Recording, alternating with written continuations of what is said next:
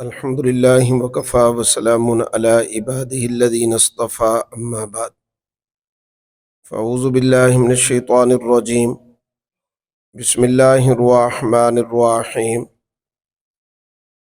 يا أيها الذين آمنوا كتب عليكم الصيام كما كتب على الذين من قبلكم لعلكم تتقون سبحان ربك رب العزة عما يصفون وسلام على المرسلين والحمد لله رب العالمين اللهم صل على سيدنا محمد وعلى آل سيدنا محمد وبارک وسلم۔ شعبان المعظم کا آج آخری جمعہ ہے۔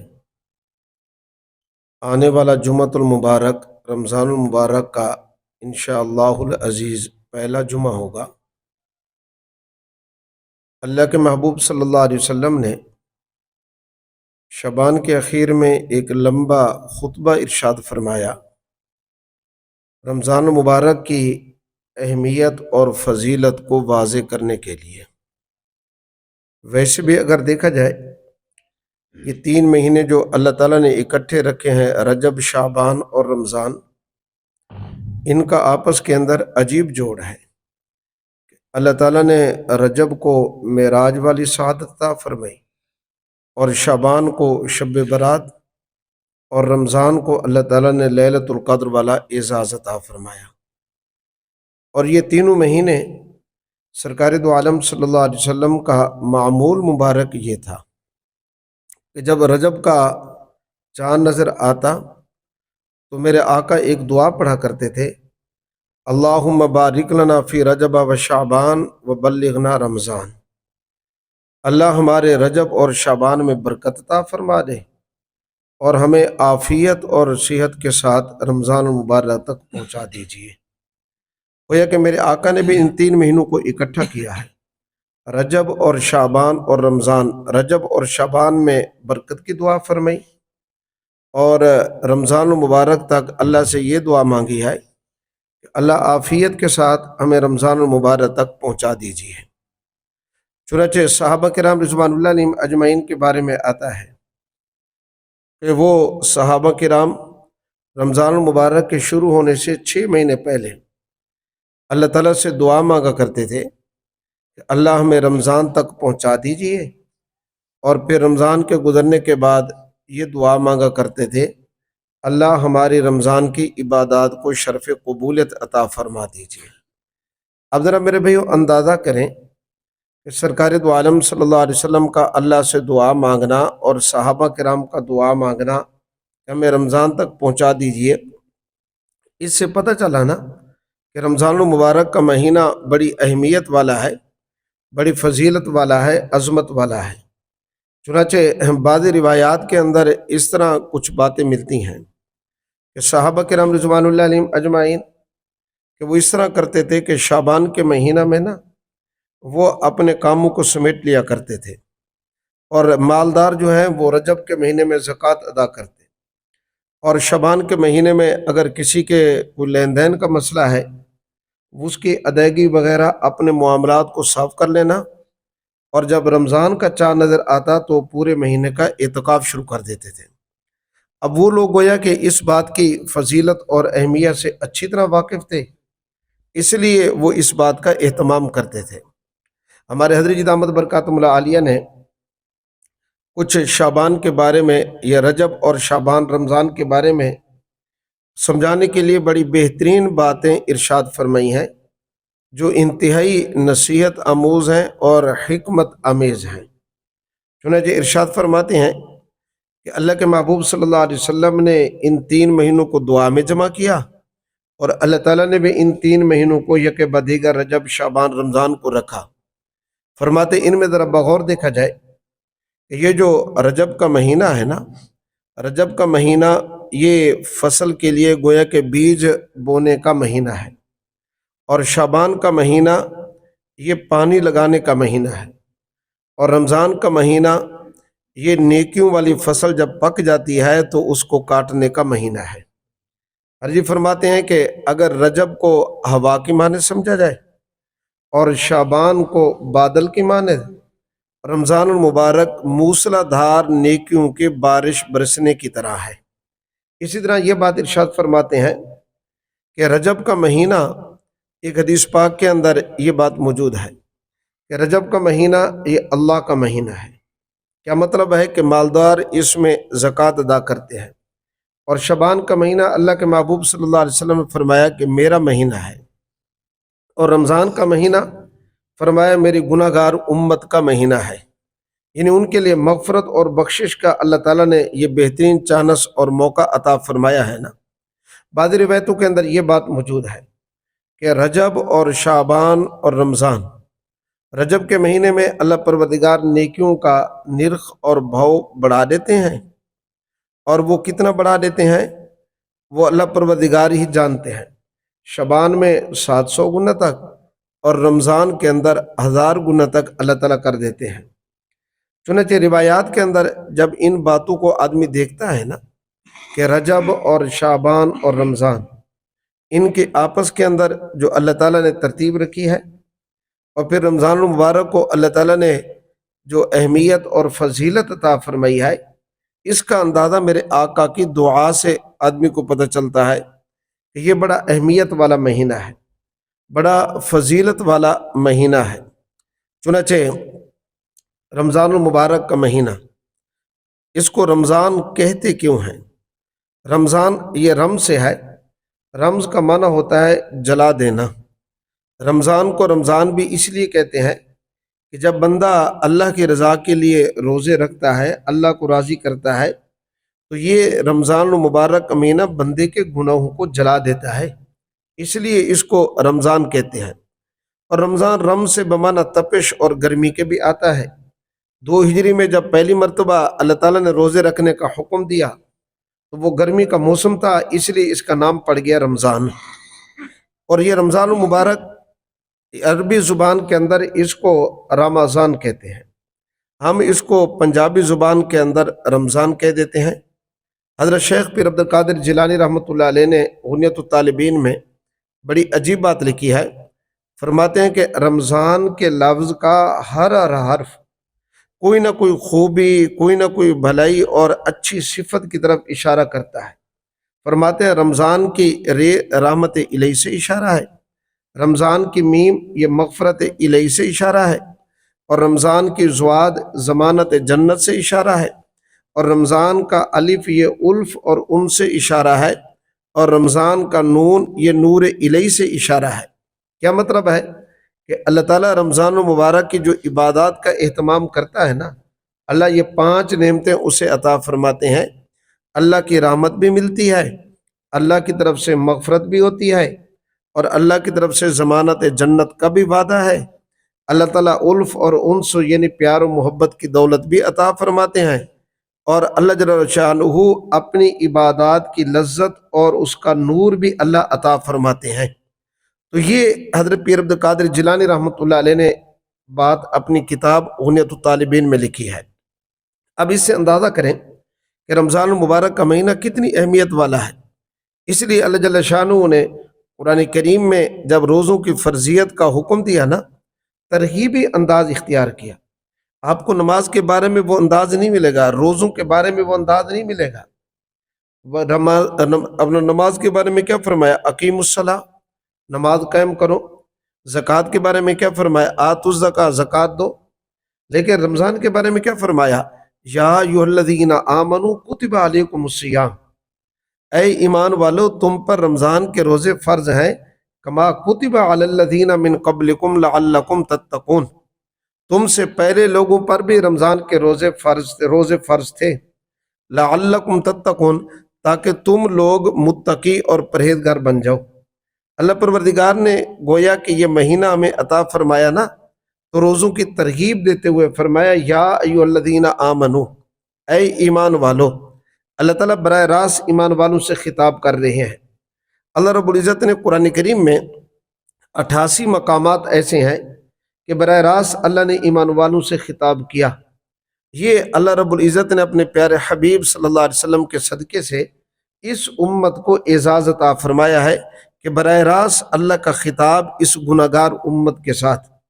فرمایا کہ کتب علیکم الصیام، تمہارے اوپر رمضان کے روزے فرض ہیں، کما کتب علی الذین من قبلکم، جیسا کہ تم سے پہلے لوگوں پر بھی روزے فرض تھے۔ ان پر رمضان تو نہیں تھا، رمضان تو اللہ نے اس امت کو عطا فرمایا، لیکن روزے وہ بھی رکھا کرتے تھے۔ حضرت آدم علیہ السلام کے بارے میں آتا ہے کہ ایام بیز کے آپ روزے رکھا کرتے تھے، یعنی ہر چاند کی 13، 14، 15 تاریخ کو روزہ رکھنے کا اہتمام کرتے تھے۔ اور حضرت داؤد علیہ السلام کے بارے میں آتا ہے کہ ایک دن روزہ رکھتے اور ایک دن وقفہ کرتے۔ حضرت عبداللہ ابن عمر رضی اللہ تعالی عنہما نے عادت بنائی کہ روزانہ روزہ رکھنا، تو سرکار دو عالم صلی اللہ علیہ وسلم نے فرمایا کہ آپ ایسا نہ کریں، آپ ایام بیز کا روزہ رکھ لیں۔ ایام بیز سے مراد وہی 13، 14، 15 چاند کی تاریخیں۔ سرکار دو عالم صلی اللہ علیہ وسلم نے سوموار اور جمعرات کا بھی میرے آقا نے روزہ رکھا ہے۔ شعبان کے اندر میرے آقا نے رمضان کے استقبال کے لیے روزوں کا زیادہ اہتمام فرمایا ہے، تاکہ تھوڑی سی بندے کی عادت بن جائے۔ لیکن یاد رکھیں کہ رمضان المبارک سے 15 شعبان کے بعد وہ بندہ کہ جس کے رمضان کے روزے متاثر ہو جائے نا، وہ ان روزوں کا اہتمام نہ کرے۔ اگر کوئی صاحب تقویٰ ہے وہ کر لے، اور رمضان المبارک سے 1-2 دن پہلے ہمارے ہاں کے استقبال رمضان کے عنوان سے بعض لوگ روزہ رکھ لیتے ہیں۔ یوم شک کا روزہ تو ویسے نہیں رکھنا چاہیے۔ شک کا مطلب یہ ہوتا ہے کہ جب شعبان کا آخری دن ہو تو پتہ نہیں یہ شعبان کا آخری دن ہے، 30 شعبان ہو، یا یہ رمضان کی پہلی ہے، تو یوم شک کا روزہ میرے آقا نے منع فرمایا۔ تو رمضان مبارک سے 1-2 دن پہلے روزہ رکھنا اس کو پسند نہیں کیا گیا۔ ہاں، جس کی عادت ہو کہ ہر سوموار اور جمعرات کو روزہ رکھتا ہے، اب ایسا ہوا کہ رمضان مبارک سے 1-2 دن پہلے وہ جمعرات کا دن آ گیا یا سوموار کا دن آ گیا، تو وہ بندہ روزہ رکھ سکتا ہے۔ تو ایام بیز کے روزے رکھنا حضرت آدم علیہ السلام کیسے یہ ترتیب چلی آ رہی ہے، اور میرے آقا نے یہی بات عبداللہ ابن عمر کو فرمائی۔ عبداللہ ابن عمر کہنے لگے کہ میں اس سے زیادہ طاقت رکھتا ہوں۔ میرے آقا نے فرمایا کہ پھر صوم داودی بہتر ہے۔ کیا مطلب؟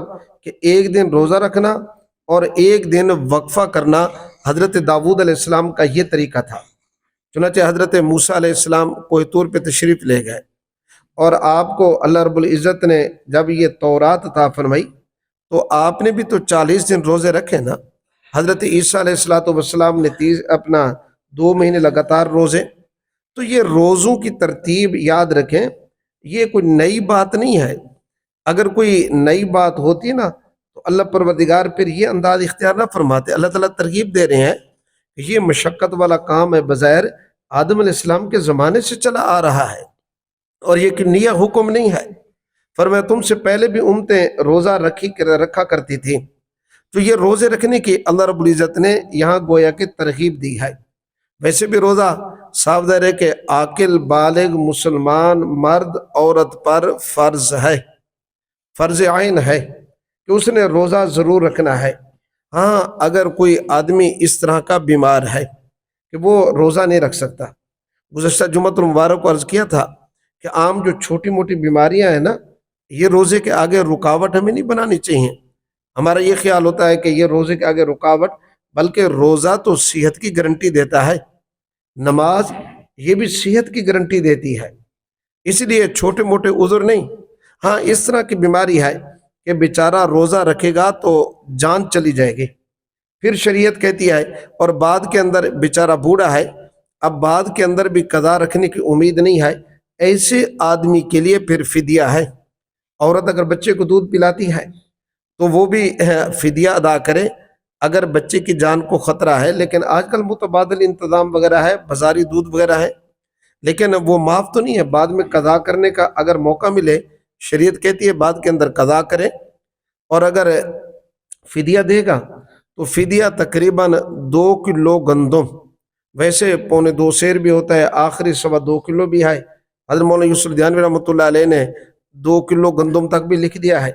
تو 2 کلو گندم یا اس کی قیمت فی روزے کا فدیہ بنتی ہے۔ لیکن رمضان کا چاند نظر آنے کے بعد، چاند نظر آنے سے پہلے فدیہ نہیں ادا کرنا چاہیے۔ اگر فدیہ ادا کرے گا، جیسے نماز کا ٹائم نہ ہو تو ایک آدمی ظہر کی نماز 11 بجے پڑھے، اس کی نماز کہاں ہوگی؟ ابھی تک نماز کا وقت نہیں ہوا نا، اس لیے فدیہ ادا کرنا ہے۔ جب رمضان کا چاند نظر آ جائے اس کے بعد فدیہ ادا کرنا ہے، لیکن یہ اس آدمی کے لیے کہ جو آدمی معذور ہے، جس کا عذر ہے، اور سفر کی حالت کے اندر بھی گنجائش تو ہے، آدمی روزہ چھوڑے، معاف نہیں ہے، قضا کرنی ہے، لیکن رمضان کی جو برکات ہیں وہ رمضان کے اندر مل سکتی ہیں۔ اور آج کل سفر کرنا، گاڑیوں کا زمانہ ہے، یہ تو بہت آسان ہے نا۔ اس زمانے کے اندر پیدل چلا کرتے تھے، وہ تو مشقتوں والا، صعوبتوں والا زمانہ تھا، اب وہ زمانہ نہیں رہا۔ اللہ کے محبوب صلی اللہ علیہ وسلم نے رمضان المبارک کی فضیلت بیان کرتے ہوئے میرے آقا نے یہاں تک فرمایا کہ جب رمضان المبارک کا چاند نظر آتا ہے نا، تو اللہ تعالیٰ جنت کے دروازے کھول دیتے ہیں، جنت کے دروازے کھول گئے اور جہنم کے دروازے اللہ تعالیٰ بند کروا دیتے ہیں، اور سرکش شیاطین کو اللہ رب العزت بندھوا دیتے ہیں۔ اب یہ ساری باتیں حدیث پاک کے اندر موجود ہیں۔ اب ذرا اندازہ تو کریں نا کہ جہنم 7 زمینوں کے نیچے اور جنت 7 آسمانوں کے اوپر، کہ جب روزے دار روزہ رکھتا ہے، اس کا روزے کا اثر اوپر جائے تو جنت کے دروازے کھول دیتا ہے، نیچے جائے تو جہنم کے دروازوں کو بند کر دیتا ہے۔ سرکش شیاطین باندھ دیے گئے۔ آدمی کے 2 دشمن ہوتے ہیں، یہ نفس امارہ اور سرکش شیاطین۔ ایک دشمن تو باندھ دیا گیا، لیکن نفس امارہ، اپنا جو من پاپی ہے، یہ تو ساتھ ہے نا۔ اس لیے پھر بسا اوقات آپ دیکھیں گے کہ بعض بندہ اپنا روزے کے رمضان کے اندر بھی گناہ کر لیتے ہیں۔ اس کی وجہ یہ ہوتی ہے کہ وہ نفس امارہ تو پاس موجود ہے نا۔ تو باہر کا اب ذرا اندازہ کریں کہ جہنم کے دروازے بند، جنت کے کھلے، تو یہ کتنا بہترین موقع ہے حصول جنت کے لیے۔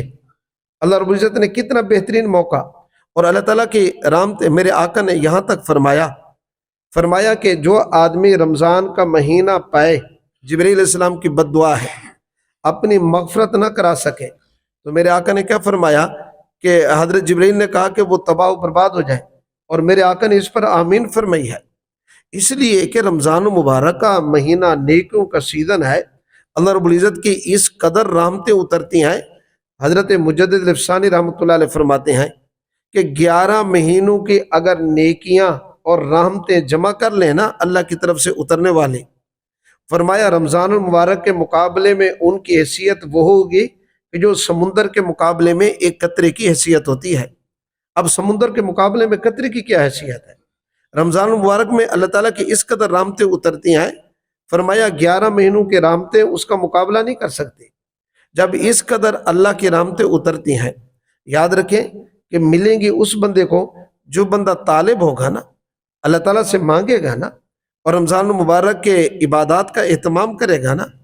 چنانچہ رمضان میں دن کو روزہ رکھنا اور رات کو تراویح پڑھنا، اور روزہ رکھنا تو فرض ہے اور تراویح پڑھنا یہ سنت مؤکدہ ہے، اور اس کے جسمانی فوائد گزشتہ جمعۃ المبارک کو عرض کیے تھے۔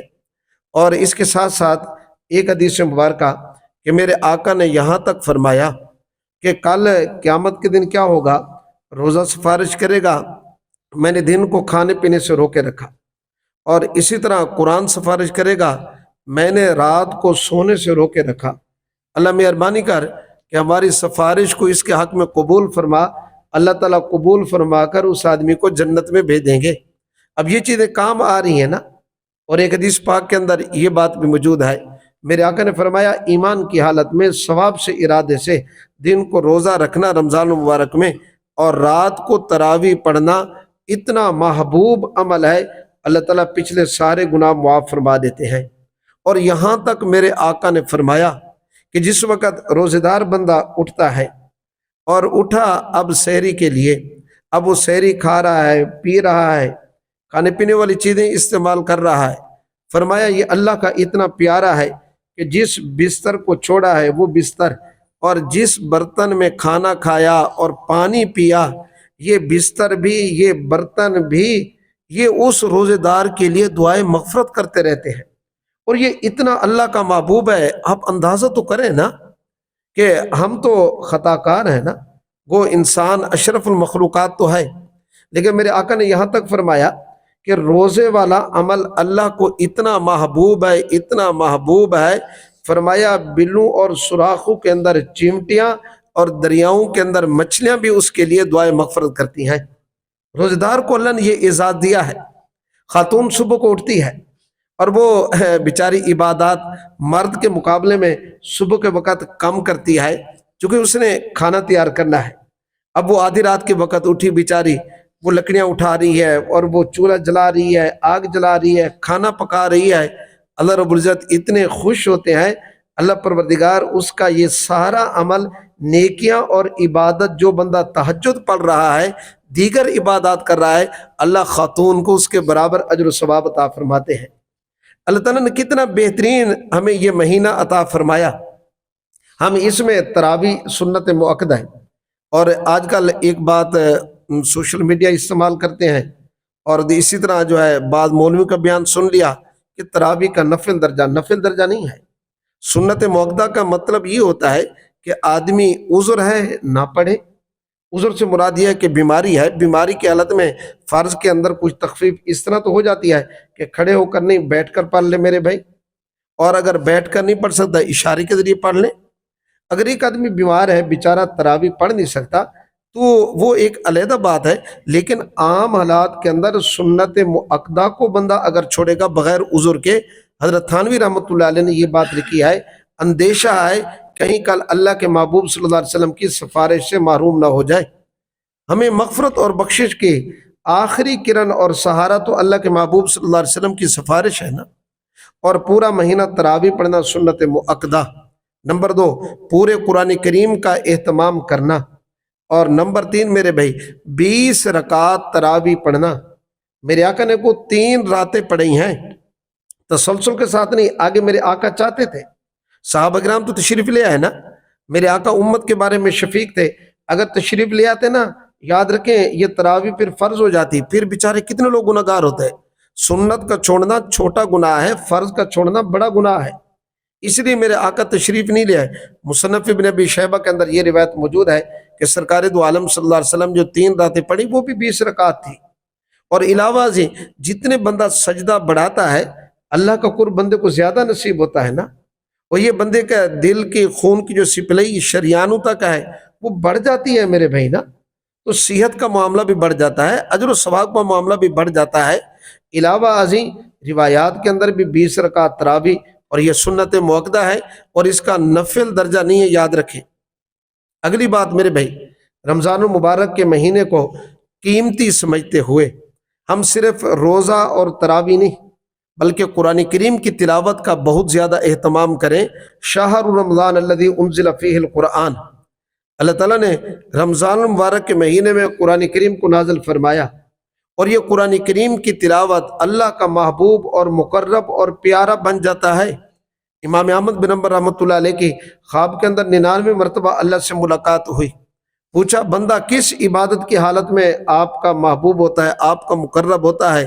مقصد یہ تھا کہ میں وہ عبادت اختیار کروں نا، یا اللہ تیرا مقرب اور پیارا بن جاؤں۔ اللہ نے فرمایا احمد بن حنبل میرے قرآن کی تلاوت کرے، تلاوت کرنے والا بندہ میرا محبوب اور پیارا ہے۔ پھر سوال کیا کہ قرآن کا ترجمہ جانتا ہو جیسے علماء کرام، یا نہ جانتا ہو؟ اللہ نے فرمایا تلاوت کرنے والا بندہ ترجمہ آتا ہے نہیں آتا، میرا محبوب اور پیارا تو بن ہی جاتا ہے نا، اللہ کا محبوب اور پیارا بنا۔ قرآن کریم کی ہم اکابرین کی دیکھیں، امام اعظم ابو حنیفہ رحمۃ اللہ علیہ رمضان المبارک کے اندر دن کو ایک قرآن مجید مکمل کرتے اور رات کو علیحدہ قرآن مجید مکمل کرتے، اور رمضان المبارک کے ایک عشرے میں تراویح کے اندر قرآن مجید مکمل، اور پھر دوسرے عشرے میں دوسرا قرآن، تیسرے میں تیسری مرتبہ۔ رمضان اگر 30 کا ہوتا 63 قرآن مجید امام اعظم ابو حنیفہ رحمۃ اللہ علیہ پورے فرما لیتے تھے۔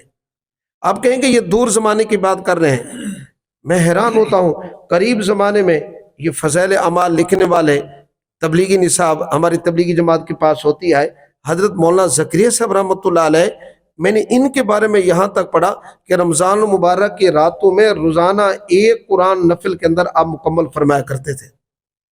یہ اس زمانے کے اندر، وہ تو بہت پرانے زمانے کی بات ہے۔ اور جس وقت حضرت عثمان رضی اللہ تعالیٰ عنہ فرمایا کرتے تھے جب بندے کا دل صاف اور پاک ہونا پھر بندہ قرآن کی تلاوت سیر نہیں ہوتا۔ اگر قرآن کی تلاوت کے لیے دل اجازت نہیں دے رہا، اس کا مطلب یہ ہے کہ دل گناہوں سے زنگ آلودہ اور کالا اور سیاہ ہو چکا ہے۔ تو قرآن کریم کی تلاوت کا اہتمام کریں۔ میرے آقا نے فرمایا اس مہینے کے اندر یہ کل لا الہ الا اللہ یعنی ذکر اللہ یہ بڑھا دیں، اور نمبر 2 میرے آقا نے فرمایا استغفار بڑھا دیں، اور جنت اللہ سے مانگیں اور جہنم سے پناہ مانگیں۔ یہ 4 کام کرنے ہیں، اور میرے آقا کے صدقے یاد رکھیں یہ اللہ نے رمضان عطا فرمایا، قرآن عطا فرمایا، میرے آقا پر درود شریف پڑھنا بھی بڑھا دیں اس رمضان مبارک کے مہینے میں۔ اور صبح آدمی اٹھتا ہے، تہجد کا وقت یقین کر لیں انتہائی قبولیت کا، واحد 24 گھنٹوں میں تہجد کا وقت ہے کہ جب اللہ اعلان فرماتے ہیں کوئی مانگنے والا ہے مانگے میں اللہ عطا کروں، یہ تہجد کا وقت ہی ہے۔ اور یقین کر لیں کہ میں نے بعض کتابوں میں پڑھا کہ وہ ڈاکٹر حضرات اور اسی طرح حکیم پرانے زمانوں میں جب انہوں نے تجربہ کیا کہ صبح کے وقت کوئی خاص اللہ کی طرف سے ہوا میں کوئی لہریں ہوتی ہیں، کوئی ایسی ترتیب ہوتی ہے کہ جب بندہ اٹھتا ہے اور ان چیزوں کو حاصل کرتا ہے اللہ رب العزت پھر صحت عطا فرماتے ہیں۔ یہ رمضان کے لیے اٹھنا ہے تو تھوڑا سا پہلے اٹھ جائے نا۔ ان نفل نمازوں کا بھی اہتمام کریں۔ نفل یاد رکھیں رمضان کے اندر نفل ادا کرنا فرض کے برابر درجہ ہے، اور ایک فرض ادا کرنے پر اللہ تعالیٰ 70 فرض ادا کرنے کا اجر و ثواب عطا فرماتے ہیں۔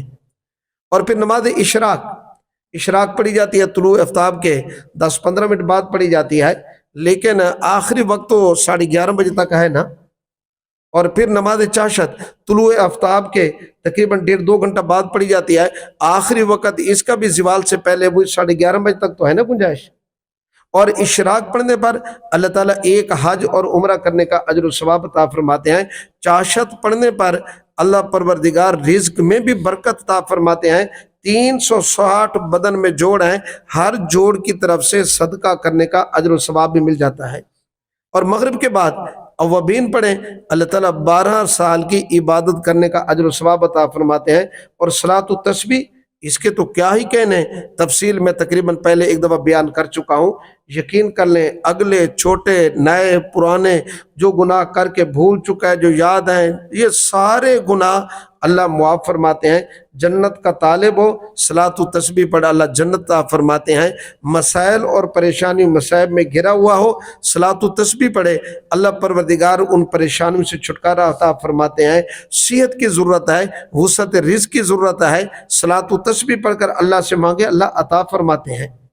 تو رمضان کے اندر ہم ان عبادات کا پورا اہتمام کریں، اور اس کے ساتھ ساتھ یاد رکھیں کہ جب ہم اتنی عبادات کا اہتمام کریں گے نا تو اس کے اندر تھوڑا سا ہم نے پرہیز بھی کرنا ہے۔ میں سمجھانے کے لیے بعض دفعہ عرض کرتا رہتا ہوں کہ اگر بڑا کوئی ڈاکٹر ہو اور حکیم ہو اور اس سے آپ نے علاج وغیرہ کے لیے دوائی وغیرہ لی ہے، مہنگی دوائی ہے، بڑا حکیم ہے، بڑا ڈاکٹر ہے، فیس بہت زیادہ تھی، لیکن پرہیز بھی ہے، اس کا خیال رکھیں گے نا تب جا کر دوائی فائدہ دے گی، وگرنہ دوائی فائدہ نہیں دے گی۔